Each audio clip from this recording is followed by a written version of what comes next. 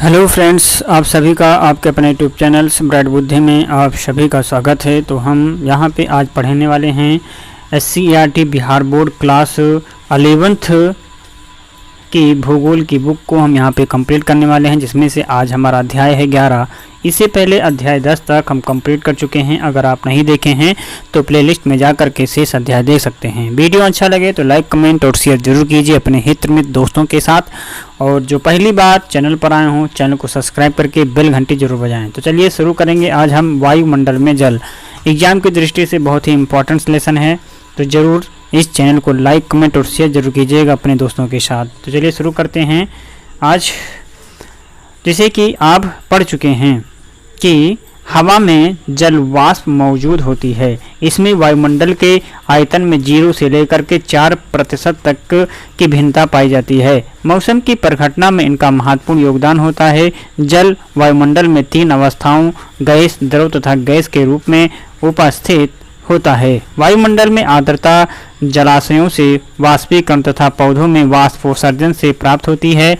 इस प्रकार वायुमंडल, महासागरों तथा महाद्वीपों के बीच जल का लगातार आदान प्रदान वाष्पीकरण, वाष्पोत्सर्जन, संघनन एवं वर्षा की प्रक्रिया के द्वारा होता रहता है। हवा में मौजूद जल वाष्प को आर्द्रता कहते हैं। मात्रात्मक दृष्टि से इसे विभिन्न प्रकार से व्यक्त किया जाता है। वायुमंडल में मौजूद जल वाष्प की वास्तविक मात्रा को निरपेक्ष आर्द्रता कहा जाता है। ये हवा के प्रति इकाई आयतन में जल वाष्प का वजन है एवं इसे ग्राम प्रति घन मीटर के रूप में व्यक्त किया जाता है। हवा द्वारा जल वाष्प को ग्रहण करने की क्षमता पूरी तरह से तापमान पर निर्भर होती है। निरपेक्ष आर्द्रता पृथ्वी की सतह पर अलग अलग स्थानों में अलग अलग होती है। दिए गए तापमान पर अपनी पूरी क्षमता की तुलना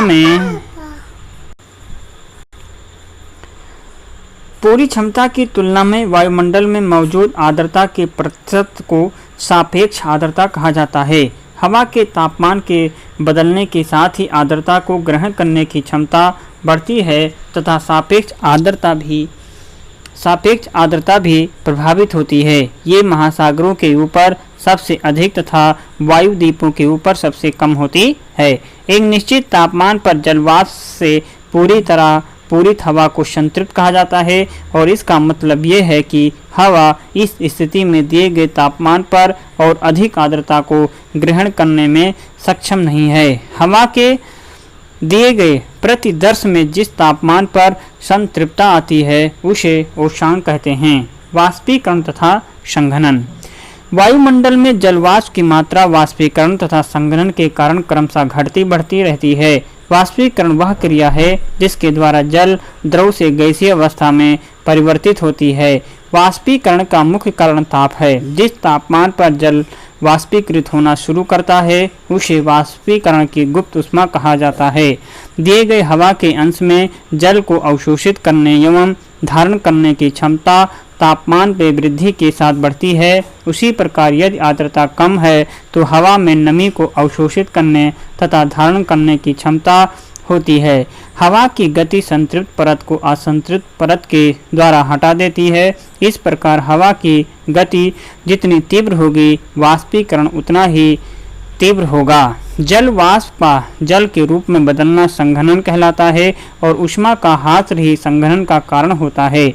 जब आर्द्र हवा ठंडी होती है तब उसमें जल वाष्प को धारण रखने की क्षमता समाप्त हो जाती है। तब अतिरिक्त जल वाष्प द्रव में संघनित हो जाता है और जब यह सीधे ठोस रूप में परिवर्तित होते हैं तो इसे ऊर्ध्वपातन कहते हैं। स्वतंत्र हवा में छोटे छोटे कणों के चारों ओर ठंडा होने के कारण संघनन होता है। जब इन छोटे छोटे कणों को संघनन केंद्रक कहा जाता है। खासकर धूल, धुआं तथा महासागरों के नमक के कण अच्छे केंद्रक होते हैं क्योंकि वे पानी को अवशोषित करते हैं। संघनन उस अवस्था में भी होता है जब आर्द्र हवा कुछ ठंडी वस्तुओं के संपर्क में आती है तथा यह उस समय भी हो सकता है जब तापमान उष्मांक के नज़दीक हो। इस प्रकार संघनन ठंडा होने की मात्रा तथा हवा की सापेक्ष आर्द्रता पर निर्भर होता है। संघनन हवा के आयतन, ताप, दाब तथा आर्द्रता से प्रभावित होता है। संघनन तब होता है जब वायु का आयतन नियत हो एवं तापमान औशांक वायु का आयतन तथा तापमान दोनों ही कम हो जाएं, वाष्पीकरण के द्वारा वायु में और अधिक जल वाष्प प्रविष्ट हो जाएं, फिर भी हवा के तापमान में कमी संघनन के लिए सबसे अच्छी अवस्था है। संघनन के बाद वायुमंडल की जल वाष्प या आर्द्रता निम्नलिखित में से एक रूप में परिवर्तित हो जाती है। ओस, कोहरा, तुषार एवं बादल। स्थिति एवं तापमान के आधार पर संघनन के प्रकारों को वर्गीकृत किया जा सकता है। संघनन तब होता है जब औशांक जमाव बिंदु से नीचे होता है तथा तब भी संभव है जब औशांक जमाव बिंदु से ऊपर होता है। ओस क्या है?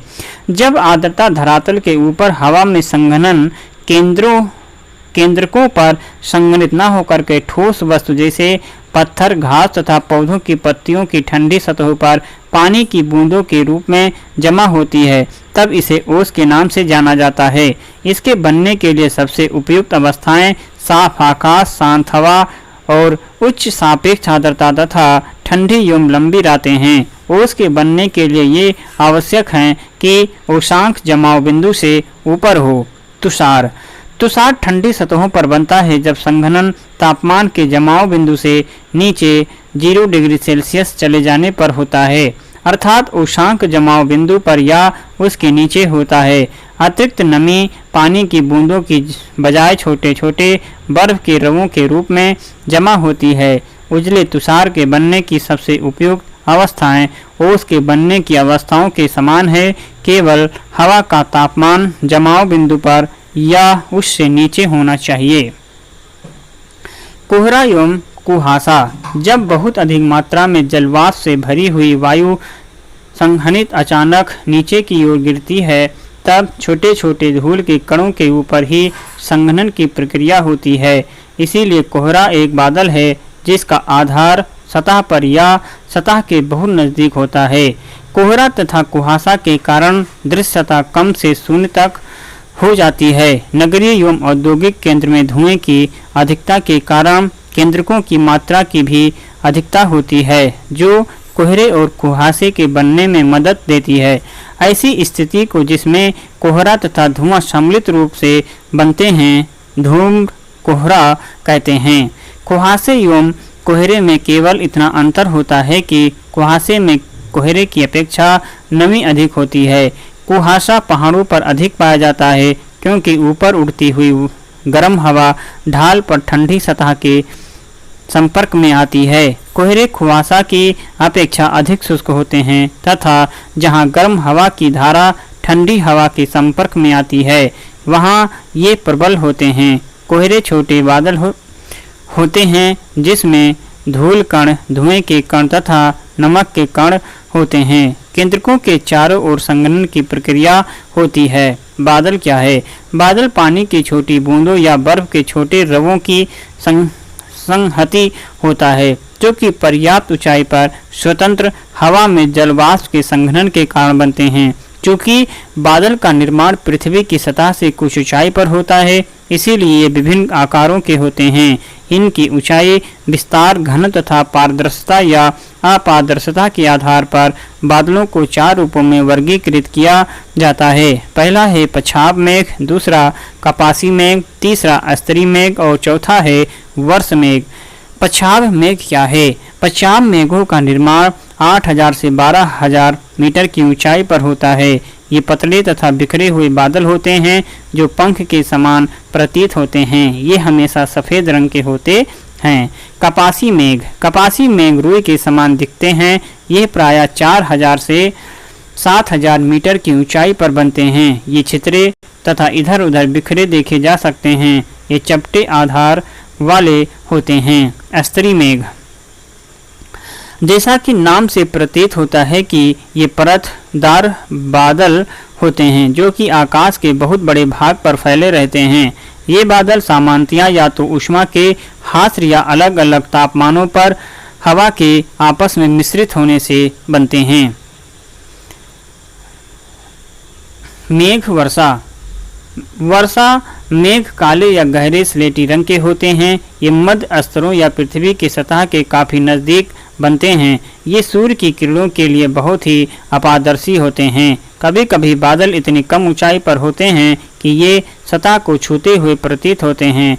वर्षा मेघ मोटे जलवाष्प की आकृति विहीन संहति होते हैं। ये 4 मूल रूपों के बादल मिलकर के निम्नलिखित रूपों के बादलों का निर्माण करते हैं। ऊंचे बादल पछाव, पछाव स्तरी, पछाव कपासी, मध्य ऊंचाई के बादल स्तरी मध्य तथा कपासी मध्य।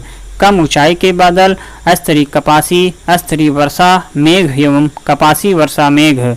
वर्षण स्वतंत्र हवा में लगातार संघनन की प्रक्रिया संघनित कणों के आकार को बड़ा करने में मदद करती है। जब हवा का प्रतिरोध गुरुत्वाकर्षण बल के विरुद्ध उनको रोकने में असफल हो जाता है, तब ये पृथ्वी की सतह पर गिरते हैं। इसीलिए जल वाष्प के संघनन के बाद नमी के मुक्त होने की अवस्था को वर्षण कहते हैं। यह द्रव या ठोस अवस्था में हो सकता है। वर्षण जब पानी के रूप में होता है तो उसे वर्षा कहा जाता है। जब तापमान 0 डिग्री सेल्सियस से कम होता है तब वर्षण हिमतुलों के रूप में होता है, जिसे हिमपात कहते हैं। नमी षटकोणीय रवों के रूप में निर्मुक्त होती है। ये रवे हिमतुलों का निर्माण करते हैं। वर्षा तथा हिमपात के अतिरिक्त वर्षण के दूसरे प्रकार सहिम वृष्टि तथा कारकापात है। यद्यपि कारकापात काफी सीमित मात्रा में होता है एवं समय तथा क्षेत्र की दृष्टि से यदा कदा ही होता है। सहिम वृष्टि जमी हुई वर्षा की बूंदें हैं या पिघली हुई बर्फ के पानी की जमी हुई बूंदें हैं। जमाव बिंदु के तापमान के साथ जब वायु की एक परत सतह के नजदीक आधे जमे हुए परत पर गिरती है तब सहिम वृष्टि होती है। वर्षा की बूंदें जो गर्म हवा से निकलती है तथा नीचे की ओर ठंडी हवा से मिलती है, इसके परिणाम स्वरूप वे ठोस हो जाती हैं तथा सतह पर वर्षा की बूंदों से भी छोटे आकार में बर्फ के रूप में गिरती हैं। कभी कभी वर्षा की बूंदें बादल से मुक्त होने के बाद बर्फ के छोटे गोलाकार टुकड़ों में परिवर्तित हो जाती हैं तथा पृथ्वी की सतह पर पहुंचती हैं, जिसे ओला पत्थर कहा जाता है। ये वर्षा के जल से बनती हैं जो कि ठंडी परतों से होकर गुजरती हैं। ये ओला पत्थर एक के ऊपर एक बर्फ की कई संकेंद्रीय परतों वाले होते हैं। वर्षा के प्रकार उत्पत्ति के आधार पर वर्षा के 3 प्रमुख प्रकारों में बांटा जा सकता है। पहला है संवहनीय वर्षा, पर्वतीय वर्षा, चक्रवातीय या फ्रंटल वर्षा। संवहनीय वर्षा क्या है, आइए समझते हैं और जानते हैं संवहनीय वर्षा के बारे में। हवा गर्म हो जाने पर हल्की होकर के संवहन धाराओं के रूप में ऊपर की ओर उठती है। वायुमंडल की ऊपरी परत में पहुंचने के बाद ये फैलती है तथा तापमान के कम होने से ठंडी होती है। परिणाम स्वरूप संघनन की क्रिया होती है तथा कपासी मेघों का निर्माण होता है। गरज तथा बिजली कड़कने के साथ मूसलाधार वर्षा होती है, लेकिन ये बहुत लंबे समय तक नहीं रहती। इस प्रकार की वर्षा गर्मियों में या दिन के गर्म समय में प्रायः होती है। ये विषुवतीय क्षेत्र तथा खासकर उत्तरी गोलार्ध के महाद्वीपों के भीतरी भागों में प्रायः होती है। पर्वतीय वर्षा जब संतृप्त वायु की संहति पर्वतीय ढाल पर आती है तब यह ऊपर उठने के लिए बाध्य हो जाती है तथा जैसे ही ये ऊपर की ओर उठती है ये फैलती है, तापमान गिर जाता है तथा आर्द्रता संघनित हो जाता है। इस प्रकार की वर्षा का प्रमुख मुख्य गुण है कि पवनाभिमुख ढाल पर सबसे अधिक वर्षा होती है। इस भाग में वर्षा होने के बाद ये हवाएं दूसरे ढाल पर पहुंचती हैं। वे नीचे की ओर उतरती हैं तथा उनका तापमान बढ़ जाता है। तब उनकी आर्द्रता धारण करने की क्षमता बढ़ जाती है एवं इस प्रकार प्रति पवन ढाल सूखे तथा वर्षा विहीन रहते हैं। प्रति पवन भाग में स्थित क्षेत्र जिनमें कम वर्षा होती है उसे वृष्टि छाया क्षेत्र कहा जाता है। ये पर्वतीय वर्षा या स्थलकृत वर्षा के नाम से जानी जाती है। चक्रवातीय वर्षा या फ्रंटल वर्षा आप पहले ही इस पुस्तक के 10वें अध्याय में बहिरुष्ण कटबंधीय चक्रवातों तथा चक्रवाती वर्षा का अध्ययन कर चुके हैं। अतः चक्रवाती वर्षा समझने के लिए अध्याय 10 को जरूर पढ़ें, जो कि प्लेलिस्ट में है, आप उसे देख सकते हैं और समझ भी सकते हैं। संसार में वर्षा वितरण।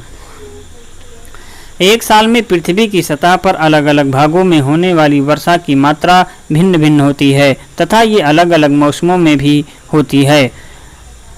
सामान्य तौर पर जब हम विषुवत वृत्त से ध्रुव की तरफ जाते हैं, वर्षा की मात्रा धीरे धीरे घटती जाती है। विश्व के तटीय क्षेत्रों में महाद्वीपों के भीतरी भागों की अपेक्षा अधिक वर्षा होती है। विश्व के स्थलीय भागों की अपेक्षा महासागरों के ऊपर वर्षा अधिक होती है, क्योंकि वहां पानी के स्रोत की अधिकता के कारण वाष्पीकरण की क्रिया लगातार होती रहती है। विषुवत वृत्त से 35 से 40 डिग्री उत्तरी एवं दक्षिणी अक्षांशों के मध्य पूर्वी तटों पर बहुत अधिक वर्षा होती है तथा पश्चिम की तरफ ये घटती जाती है। दक्षिण विषुवत वृत्त से 45 से 65 उत्तरी एवं दक्षिणी के बीच पछुआ पवनों के कारण सबसे पहले महाद्वीपों के पश्चिमी किनारों पर वर्षा होती है तथा ये पूरब की तरफ घटती जाती है। जहाँ भी पहाड़ तट के समानांतर है, वहाँ वर्षा की मात्रा पवनाभिमुख तटीय मैदान में अधिक होती है। यह प्रति पवन दिशा की तरफ घटती जाती है। वार्षिक वर्षण की कुल मात्रा के आधार पर विश्व की मुख्य वर्षण प्रवृत्ति को निम्नलिखित रूपों में पहचाना जाता है। विषुवतीय पट्टी शीतोष्ण प्रदेशों में पश्चिमी तटीय किनारों के पास के पर्वतों के वायु की ढाल पर तथा मानसून वाले क्षेत्रों के तटीय भागों में वर्षा बहुत अधिक होती है, जो प्रति वर्ष 200 सेंटीमीटर से ऊपर होती है। महाद्वीपों के अतिरिक्त भागों में प्रति वर्ष 100 से 200 सेंटीमीटर वर्षा होती है। महाद्वीपों के तटीय क्षेत्रों में वर्षा की मात्रा मध्यम होती है और उष्णकटिबंधीय क्षेत्र के केंद्रीय भाग तथा शीतोष्ण क्षेत्रों के पूर्वी एवं भीतरी भागों में वर्षा की मात्रा 50 से 100 सेंटीमीटर प्रति वर्ष तक होती है।